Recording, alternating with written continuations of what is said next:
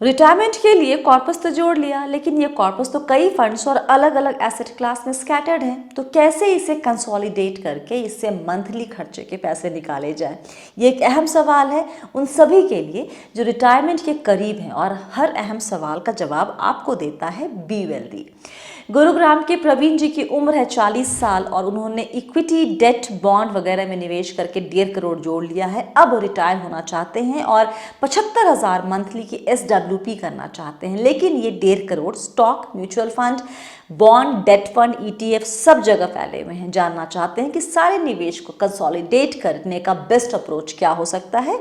इस अहम सवाल का जवाब जानते हैं certified financial planner Poonam Rungta से।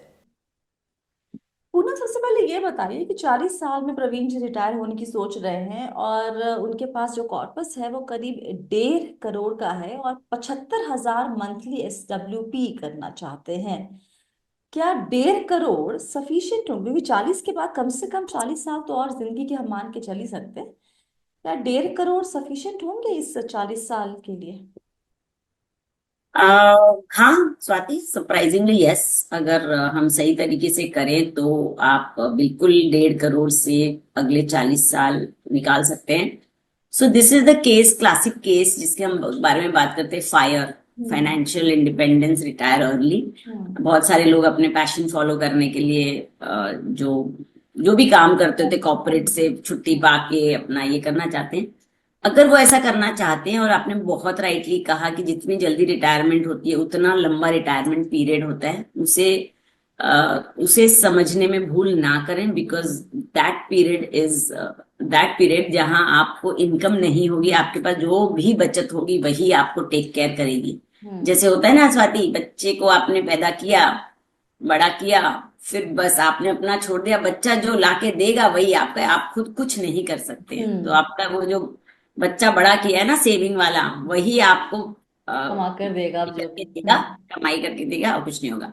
तो हम्म। इनने क्या, इनके लिए बेस्ट स्ट्रैटेजी ये होगी कि, क्योंकि इन्होंने मन बना रखा है, और 1.5 crore is a good amount to go with. हालांकि इनकी और डिटेल हमें मालूम नहीं है कि इनके ऊपर डिपेंडेंट कितने हैं, हम्म। इनके और गोल्स क्या है। इन्होंने सिर्फ रिटायरमेंट की बात की है। हम्म। तो 1.5 करोड़ रुपए से अगर मैं 7% के SWP यानी सिस्टमेटिक विड्रॉल प्लान का मैंडेट लगाती हूँ in a hybrid fund, this money can last for next 40 years with the increasing inflation rate. 4% भी मैं पकड़ूं, 5 पकड़ेंगे तो कम होगा, अगर 4 पकड़ेंगे तो you can and up with corpus of 3 crore after 40 years also. आप ये बोल रही हैं कि 75,000 के SWP ये शुरू करे और उसमें वो हर साल बढ़ाते भी जाए उस विथड्रॉल को इन्फ्लेशन। हाँ, तो आपको हम्म। इन्फ्लेशन तो फैक्टर इन करनी है ना।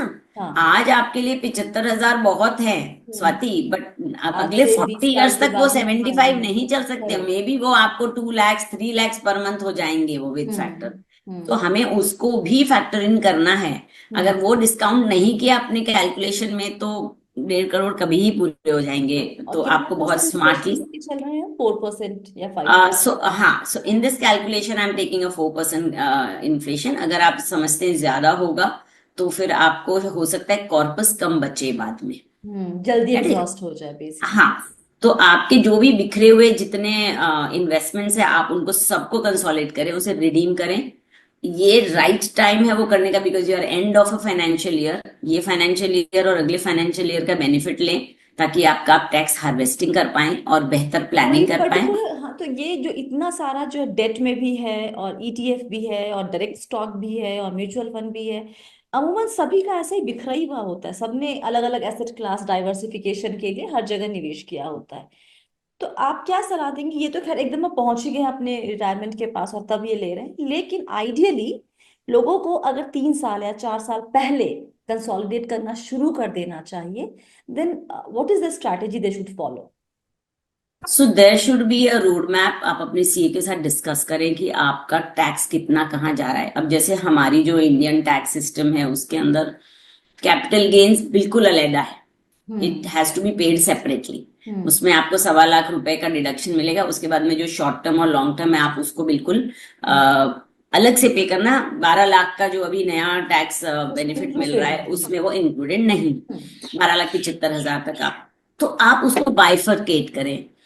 आप अपने इनफैक्ट ये टैक्स हार्वेस्टिंग का टाइम है, आप अपने लॉसेस को प्रॉफिट के सामने ले लें। आप ये ना सोचिए कि अरे लॉस हो रहा है मैं ना बेचूं, आप भले तुरंत वापस खरीद लो मगर एक बार हार्वेस्ट करिए उस लॉस को, adjust it against your long term losses, आप रिडीम करिए at the end of the year, ताकि आप 1.25 लाख रुपए का, any money saved is money earned, फिर आप अगले साल में अप्रैल में आप नए फाइनेंशियल ईयर में चले जाएंगे, वहां आप ये एक्सरसाइज फिर दोहराएं, आप कुछ लॉसेस बुक करें। होते ही हैं सभी के पोर्टफोलियो में, अगर डायरेक्ट स्टॉक से तो आपका होना ही होना है कुछ ना कुछ लॉसेस, बिल्कुल हिचकिचाएं नहीं और उसमें लॉसेस बुक करें। तो आपका लॉस एंड प्रॉफिट का एडजस्टमेंट करेंगे एक तो, दूसरा आप डिडक्शंस का फायदा उठाएंगे 1.25 लाख रुपए का, और तीसरा आप स्लोली और ग्रेजुअली जब आप करेंगे तो आपको पिक्चर ज्यादा क्लियर होगा। एंड टैक्स लायबिलिटी के साथ साथ आप धीरे धीरे जब प्लानिंग की तरफ आगे बढ़ेंगे तो देर आर मेनी प्रोडक्ट्स, आपको मैं ये नहीं कहूंगी रिटायरमेंट में आप खाली एक ही प्रोडक्ट में रखो, सो धीरे धीरे आप उसको एलोकेट करने जाएंगे, so the transition will be very smooth. So अगर initial post amount, retirement Poonam, अगर वहां पर भी आपको थोड़ा एसेट एलोकेशन करना चाहिए, तो जो ऑलरेडी आपके पास है आपको वो भी देखना चाहिए ना कि भैया चलो मुझे 2 एसेट क्लास में रखना है या 3 में रखना है और पैसे वैसे निकालने हैं। तो हो सकता है कि बहुत लोगों को पैसे विथड्रॉ करने कंसोलिडेशन के नाम पे जरूरी नहीं कि सारा पैसा जहां जहां है सब समेट लो और फिर एक जगह डाल दो। This is not what we are saying, right? Definitely not, definitely not. अगर आपके पास ऑलरेडी डेट है, सबसे पहले तो आपने रिटायरमेंट में अपना एसेट एलोकेशन देखना है। Hmm. For example we are suggesting us से 30% इक्विटी में आप फिर भी रखें और 75% डेट में रखें, और ऑलरेडी आपके पास डेट है। फॉर एग्जाम्पल आपके पास कुछ एफडी है जिसको हम इमरजेंसी फंड के लिए रख सकते हैं, आपके पास कोई शॉर्ट टर्म डेट फंड्स में आपने निवेश कर रखा है तो उसको भी आप कंसिडर कर सकते हैं। So like I told you in the beginning, you have to make Excel sheet of what all you have and what hmm. all can be utilized for what. So hmm. Minimum 1 से 2 साल पहले आपको ये काम करना बिल्कुल शुरू कर देना चाहिए। Okay, all right. एक सवाल क्विकली यहाँ पर और ले लेते हैं। हमारे दीप्ति जी का आई थिंक ये सवाल है। दीप्ति जी ने पूछा है कि थोड़ी ये नई है निवेशक, अक्टूबर 2024 में ही शुरू किया है। आउच। अभी गिरावट दिख रहा होगा पोर्टफोलियो में ठीक ठाक। 46 ईयर्स इनकी एज है, 15 साल इनका निवेश का होराइजन है। 20 करोड़ जोड़ना चाहती हैं 15 साल में, और अभी फिलहाल 1 लाख की एसआईपी चल रही है, 20 हजार और ऐड कर सकती हैं। Motilal Oswal mid cap, Parag Parikh flexi cap, Nippon large cap, SBI contra और SBI Nifty next 50 I guess, और एचडीएफसी बैलेंस एडवांटेज और बंधन कोर इक्विटी, ये इनके पोर्टफोलियो का हिस्सा है। तो बताएं क्विकली, ये भी क्या अनरियलिस्टिक गोल आपको लगता है? 15 साल में 20 करोड़, 1,20,000 भी अगर मान के चलूं कि भी ऐड करना चाहती हैं उतनी एसआईपी से? सो स्वाति, डेफिनेटली ये, हालांकि मैं अनरियलिस्टिक इन टर्म्स ऐसे नहीं कहूंगी, बट ये अनप्लैंड है।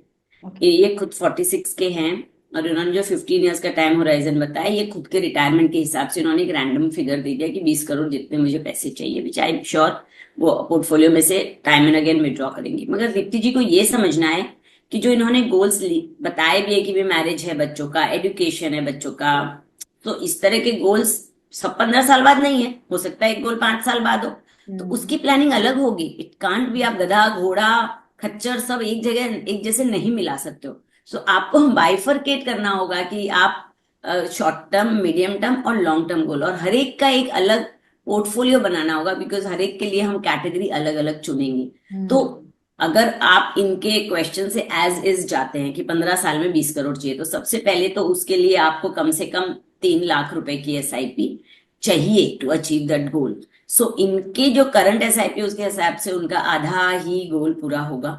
तो यानी 8 से 9 लाख करोड़ ही ये एक्यूमुलेट कर पाएंगे।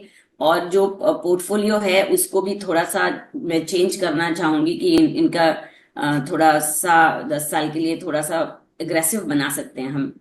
तो उसको आप मोतीलाल ओसवाल की मिड कैप में 20 हजार की चालू रखें, पराग पारिक में 20 हजार, निप्पॉन स्मॉल कैप में आप 20 हजार कर दें 15 की बजाय, इन्वेस्ट को कॉन्ट्रा फंड में आप 20,000 शुरू करें। निफ्टी 50 में जो एसबीआई का निफ्टी 50 चालू है वो भी एक तरीके से लार्ज कैप फंड है, आप उसमें बने रहें। और बंधन के कोर लार्ज एंड मिड में आप 20,000 शुरू करें। और इनकी जो आईसीआईसीआई बिजनेस साइकिल फंड है which is a very good fund, उसमें इन्होंने लमसम कर रखा है 5 लाख, उसे भी हम आगे चल के इंक्लूड करेंगे। तो थोड़ा सा चेंजेस करेंगे और थोड़ा सा अपने गोल्स को और प्रिसाइज विद द टाइमलाइन करेंगे, तो I think it will be easier to plan and it will be easier to achieve the goal. And Swati, जब हमें पता चलता है ना कि हमारे गोल्स प्रिसाइसली ये हैं और हम बहुत इजिली उसको अचीव कर सकते हैं with our existing income and savings, तो आपको एक अलग तरीके का कॉन्फिडेंस आता है। So it is very important to have that confidence in your financial life. Right, rightly sir. Thank you so much Poonam, सवालों के जवाब देने के लिए इतने आसान शब्दों में। और आप भी जरा थैंक यू बोलिए कमेंट करके, इतनी कोई मेहनत करता है आपके सवालों के जवाब देने में तो इतना तो वो डिजर्व करता ही है, राइट। तो फिलहाल के लिए इतना ही। याद रखिए आप है मेरे यानी स्वाति के साथ, और हम सब है बहुत ही सावधानी और समझदारी के साथ अमीर बनने के सफर पर। वक्त देने के लिए बहुत बहुत शुक्रिया। सवाल अगर भेजना है तो व्हाट्सएप नंबर और ईमेल आईडी दोनों आपको स्क्रीन पे दिख रहे हैं, या फिर वो नीचे आपको डिस्क्रिप्शन बॉक्स में भी मिल जाएंगे। या फिलहाल के लिए इतना ही। अपना ख्याल रखिएगा और stay blessed, healthy and be wealthy.